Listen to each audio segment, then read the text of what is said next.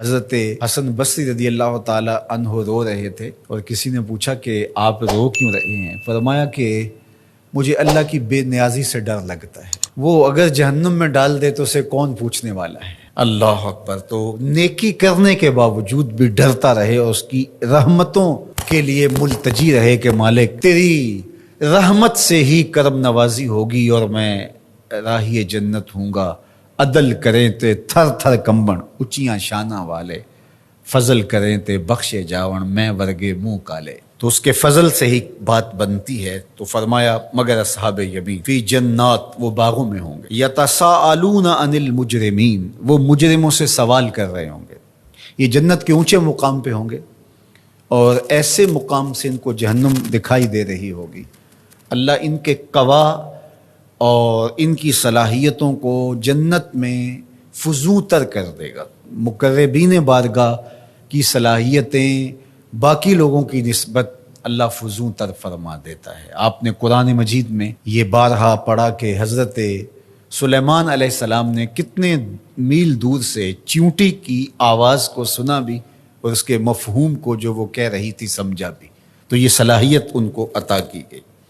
اللہ اکبر۔ تو اس طرح جنت کے اندر اہل جنت مجرمین کو دیکھ رہے ہوں گے جو جہنم کی آگ میں جل رہے ہوں گے اور ان سے سوال کریں گے، باقاعدہ ان سے بات کریں گے اور پوچھیں گے ان کو کیا ما سلککم فی سقر، وہ انہیں کہیں گے کہ تم جہنم میں کیسے آئے؟ قالوا لم نک من المصلین، وہ کہیں گے ہم نماز نہیں پڑھتے تھے۔ نماز نہ پڑھنے کا سبب ہوا کہ آج ہم جہنم کا ایندھن بنے ہیں۔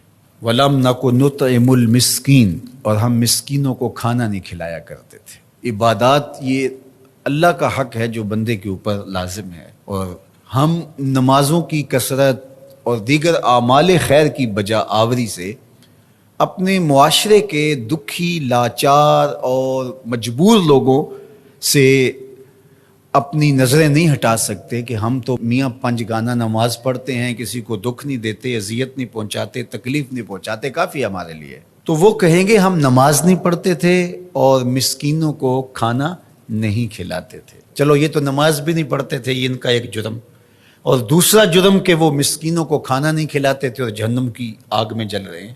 اور اگر کوئی نماز پڑھتا ہو لیکن مسکینوں کو کھانا نہیں کھلاتا، اچھا وہ اگر یہ کہے کہ میں کھانا اس لیے نہیں کھلاتا کہ میرے پاس مالی استطاعت نہیں ہے کہ میں کسی کی ضرورت کو پورا کر سکوں، لہٰذا میں بری ہوں۔ لیکن قرآن نے اس سے بھی آگے کی بات کی، جو شخص مالی طور پہ مستحکم نہیں ہے لیکن اللہ نے اس کو زبان دی ہے، اللہ نے اس کو اثر و رسوخ دیا ہے، وہ کسی کو ترغیب دے کر کے کسی دکھی کی ضرورت کو پورا کروا سکتا ہے، اور وہ کہے کہ جناب میری یہ ذمہ داری میں شامل نہیں ہے، تو قرآن نے اس کی بھی مذمت کی۔ وَلَا يَحُضُّ عَلَىٰ طَعَامِ الْمِسْكِينِ، فرمایا کہ یہ مسکینوں کو کھانا کھلانے کی ترغیب نہیں دیتا۔ اس کو چاہیے تھا کہ وہ امراء کو اس کی ترغیب دیتا اور غرباء کی طرف ان کو متوجہ کرتا، تو اس کا یہ عمل بھی صدقہ قرار پاتا اور اس کا یہ عمل بھی اللہ کی رضا کا سبب اور ذریعہ ہوتا، اور وہ کہتا ٹھیک ہے یہ تڑپتے رہیں، میں کیا کر سکتا ہوں، اور میں ان کے لیے کسی کو ترغیب ہی کیوں دوں۔ تو اس کی بھی مذمت کی گئی، اور ایسے نمازیوں کو کہا کہ وہ اپنی نمازیں دکھاوے کی نمازیں پڑھ رہے ہیں، انہیں نماز کے فلسفے سے ہی آگہی نہیں آئی۔ اگر ان کے دل میں گداز پیدا نہیں ہوا، ان کے دل میں نرمی پیدا نہیں ہوئی، معاشرے کے کمزور، پسے ہوئے، لاچار، مجبور، اراملہ، مساکین، یتاما کی مدد کے لیے ان کے اندر یہ جذبات پیدا نہیں ہوئے، تو وہ تہجد پڑھیں، وہ سجدے کریں، وہ لمبی قرات کریں، لمبی نمازیں پڑھیں، تو کہا کہ وہ اپنی نماز کے فلسفے سے ہی آگاہ نہیں ہوئے۔